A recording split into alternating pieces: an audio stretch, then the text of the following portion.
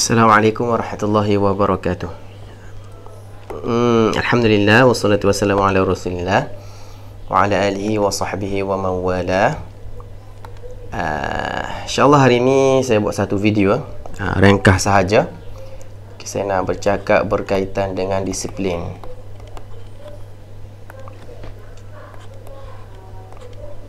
Okey, baik. Sepanjang saya rasa hampir 2 minggu 2 minggu saya menjalankan kelas hafazan ini, masih lagi saya dapati ada yang konsisten setiap hari menghantar ayat hafazan untuk disemak, dan ramai yang konsisten tu tak ramai, tapi yang ramai adalah mereka yang kejap hantar, ini hantar, esok tak hantar, hari ketiga berhantar. Jadi tu kita panggil masalah konsisten lah. Dan juga insyaAllah hari ini saya nak huraikan apa itu disiplin lah. Apa itu disiplin. Baik, disiplin ni mudah je. Kita nak faham disiplin ni, secara mudah disiplin ni kita panggil ianya konsisten. Kita buat sesuatu benda itu dan menjadi satu konsisten. Konsisten ni kita buat secara berterusan.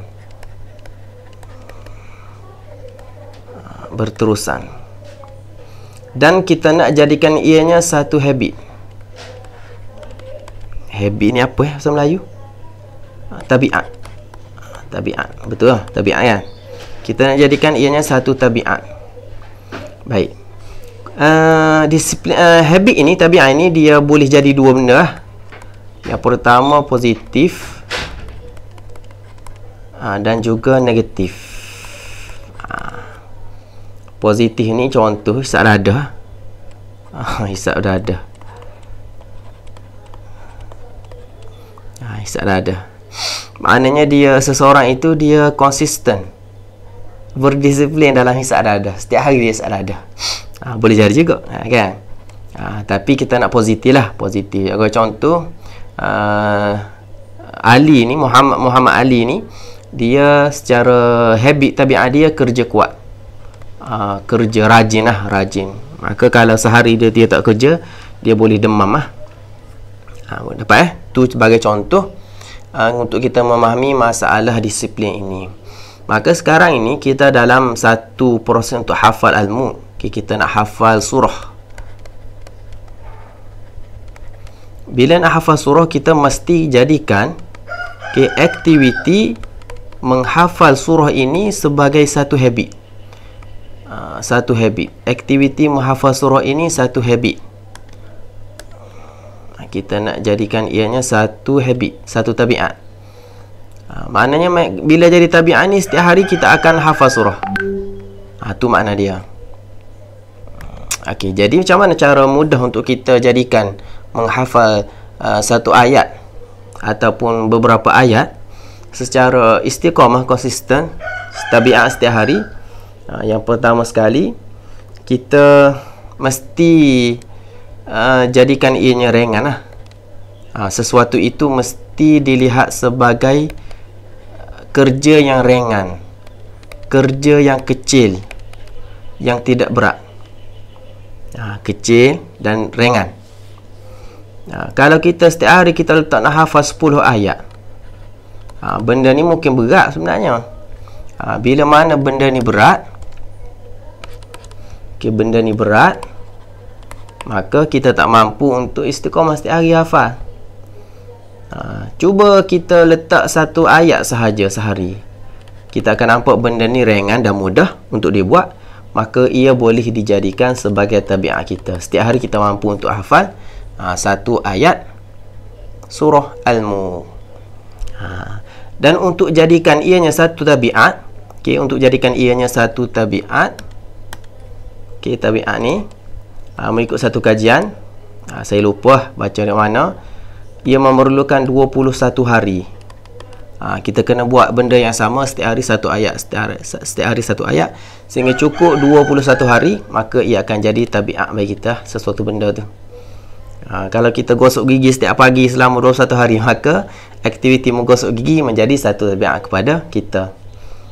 Kalau 21 hari kita tak mandi subuh, tak mandi pagi, maka kita tak akan mampu untuk mandi pagi lah. Sebab tabiat kita tak mandi, tu kita panggil benda yang negatif lah. Positif. Dan juga kaedah ini boleh diaplikasikan dalam apa-apa ibadah yang kita nak buat lah.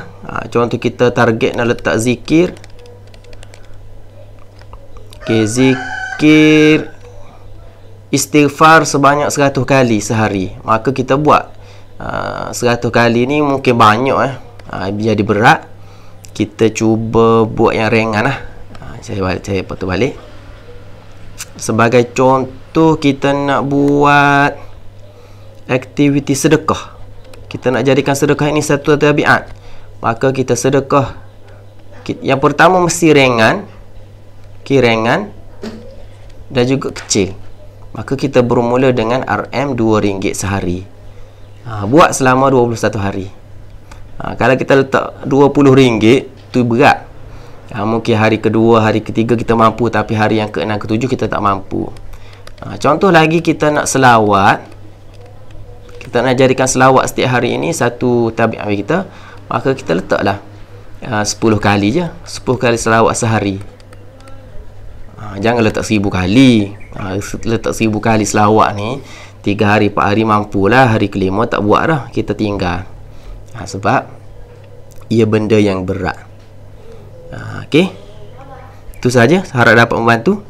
Sekali lagi saya ulang, untuk kita konsisten. Kita ni tajuk disiplin. Disiplin ni bermaksud konsisten. Kita nak buat secara konsisten, maka kita mesti jadikan ianya sebagai satu tabiat, iaitu satu habit. Untuk jadikan habit, ianya mestilah benda tersebut ringan dan juga kecil. Okey, itu sahaja. Wallahu a'lam. Assalamualaikum warahmatullahi wabarakatuh.